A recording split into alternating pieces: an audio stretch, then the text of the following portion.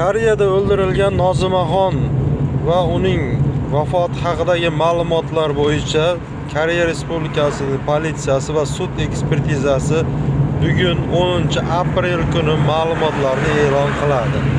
Sababi shu kungacha tergovlar olib borilgan surishtiruvlar bugun barcha ma'lumotlar aytiladi, barcha haqiqatlar oshkor bo'lishi mumkin. Qamalish ham mumkin. Kimlardir buni ortida turganlar, jinoyat agar alomatlari bo'lsa, videolarni ko'rgan bo'lsalaring, u yerda jinoyat alomatlari sezilarli darajada bor. Lekin politsiya va ekspertiza degan narsalar ham bor, akalar, do'stlar. Shuning uchun marhamat, videomizni tinglab tomosha qiling va albatta like bosing, kommentariyada o'z fikrlaringizni qoldiring. Ko'ramiz daldeshin nima bo'lishligini. Xullas, bular jinoyatni bekitaman deb o'ylab jinoyat joyida iz qoldirib ketishgan. Endi mana bu zapisi yaxshilab bitta eshitib ko'ringlar. Qo'yib oldingizmi, Isonoma? Ha, qo'yib keldik. Siz ko'ruvdingizmi? Nima deysiz? Siz aytdi Nozimamni o'zi ko'ruvdingizmi? Menimcha siz ko'rmagan bo'lsangiz kerak, faqat betini ko'rgansiz, a? Ko'rmayman men. Ha, umuman Yuzini ham ko'rmaganman.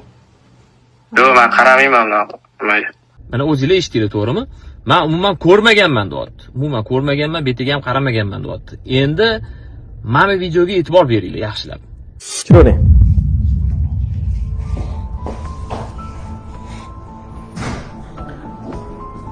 Olgul hamon padoda-yo.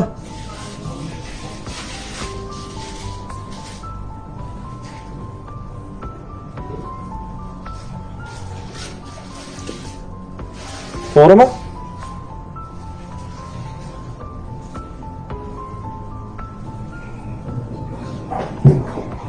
To'g'ri kiyimlari turibdi, ko'rdingiz-a? O'sha kuni kiygan kiyimlar. To'g'ri kiyimlari turibdi, ko'rdingiz-a? O'sha kuni kiygan kiyimlar. O'sha kuni kiygan kiyimlar. Endi bunda aytyaptiki, u mana ko'rdingizmi, o'sha kunning kiyimi deyapti. Xo'p, agar umuman ko'rmagan bo'lsa, qayerdan bilyapti bu odam o'sha kunning kiyimini? Demak, bu odam o'sha Nozim yotgan vaqtida bu odam katta ehtimol bilan bu ichkarida bo'lgan. Mana o'zining so'zlariga qaraganda, bu o'sha kunning kiyimi ko'rdingizmi deyapti. O'sha kunning kiyimini qayerdan bilyapti?